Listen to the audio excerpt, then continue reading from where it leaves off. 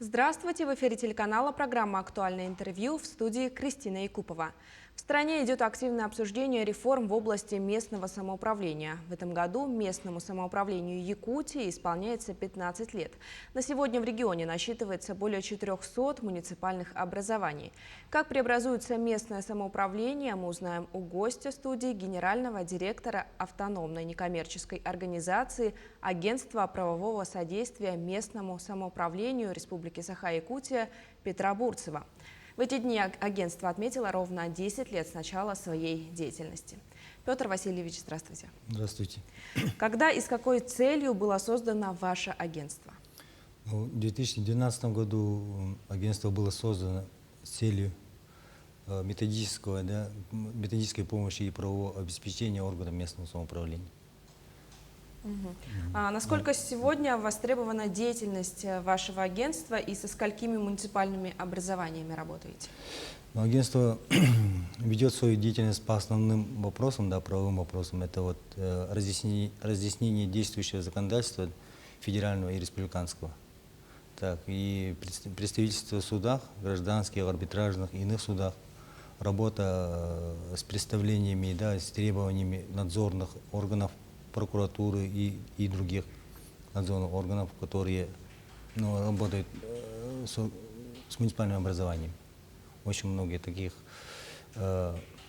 требований в действующем законодательстве, что сельские поселения, администрация сельских поселений, им необходима правовая помощь. Вот с этой целью мы работаем, вот эти задачи решаем.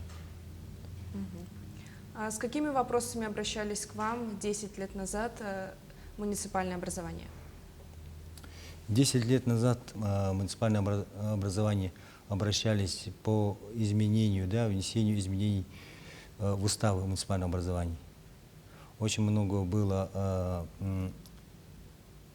изменений в федеральном законодательстве, в том числе и в республиканском законодательстве, и постоянно администрациям надо было успевать соответствовать федеральному законодательству и республиканскому, в частности, по уставу. И в течение 10 лет все эти изменения, скажем, большие изменения, влекут за собой изменения и других муниципальных нормативно-правовых актов. Это положений, каких-то и постановлений, административных регламентов, каких-то полномочий по вопросам местного самоуправления, по вопросам местного значения. Ваша позиция по инициируемой реформе системе местного самоуправления в стране? Наша позиция как юристов, скажем, закон пока в обсуждении, закон еще не принят, но проект закона мы видели, изучали, и проводили несколько совещаний даже с главами, со специалистами муниципального образования. Закон предполагает большую реформу, такую реформу в органах местного самоуправления. Это в частности, одноуровневость. Сейчас у нас по 131 федеральному закону это двухуровневое местное самоуправление. Вообще в истории России, даже в истории царской России, это волости уездной и даже во времена советской власти, всегда менялось местное самоуправление, это двухуровневое местное самоуправление или же одноуровневое. Но сейчас предполагается одноуровневое, но наша позиция такая, что где-то в арктических улусах, в отдаленных сельских поселениях, муниципальных образованиях этот закон может повлечь трудности именно в системе управления, именно взаимодействие с гражданами. Лично мое такое мнение. Сейчас в республике у нас, получается, есть муниципальные районы, и в составе муниципального района сельские поселения.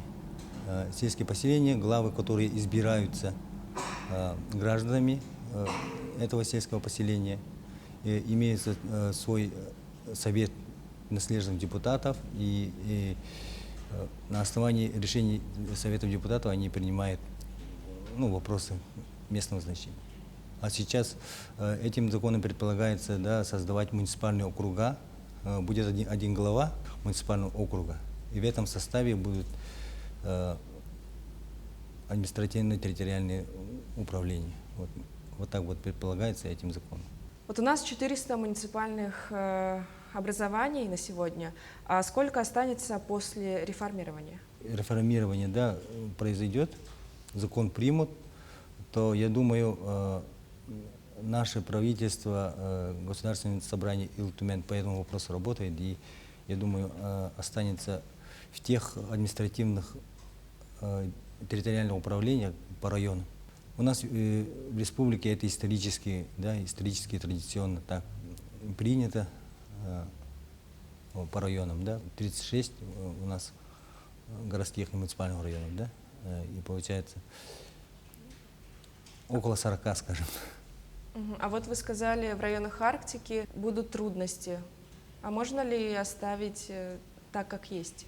В 87-м федеральном законе есть, да, ну, такая трактация закона, что должно быть учитываться плотность населения, да, и транспортная доступность для граждан до административной территориального управления, скажем, до администрации муниципального округа. То есть гражданин должен выехать и приехать в течение дня и решить вопросы в администрации. Поэтому у нас в республике территория очень большая, и поэтому, я думаю, в этом будут трудности. Именно в плотности населения, именно транспортной доступности. А вот по финансированию одноуровневая система, она будет проще? Бюджет будут принимать депутаты муниципального округа, да, статус депутата муниципального округа, несомненно, повысится очень, да, и я думаю, финансирование будет распределяться по всем административно-территориальным управлениям, ну,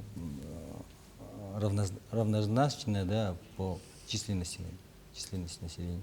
А в муниципальных поселениях кто будет руководить муниципальным поселением?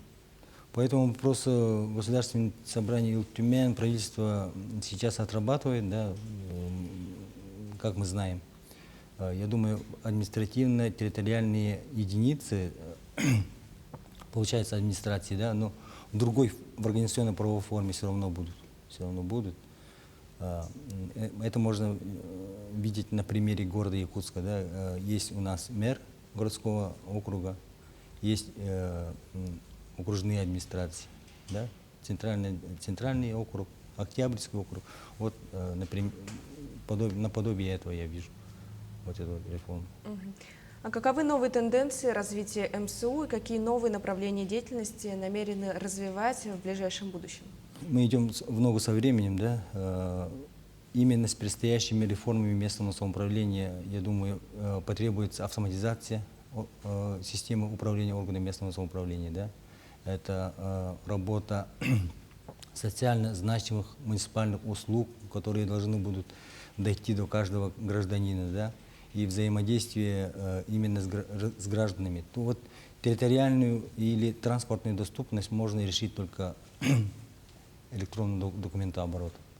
Поэтому по этому вопросу мы сейчас работаем, разрабатываем приложение для каждого гражданина, чтобы гражданин обращался, да, внес предложения, жалобы, там, какие-то заявления в органы и государственной власти, и муниципального управления, и при этом получал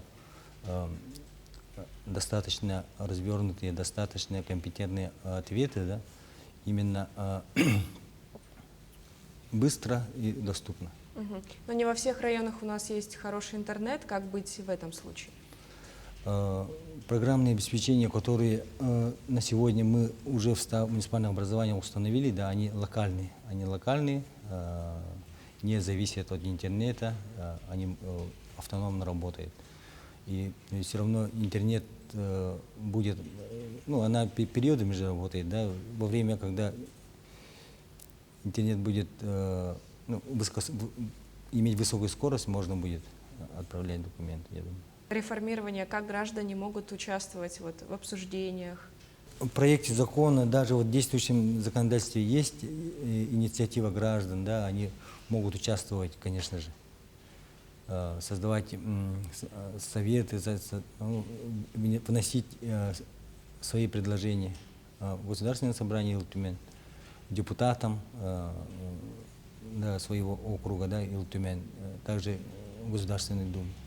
Несомненно, граждане могут вносить свои предложения именно по реформам местного самоуправления. Петр Васильевич, спасибо, что ответили на наши вопросы. Это была программа «Актуальное интервью». Оставайтесь на нашем телеканале.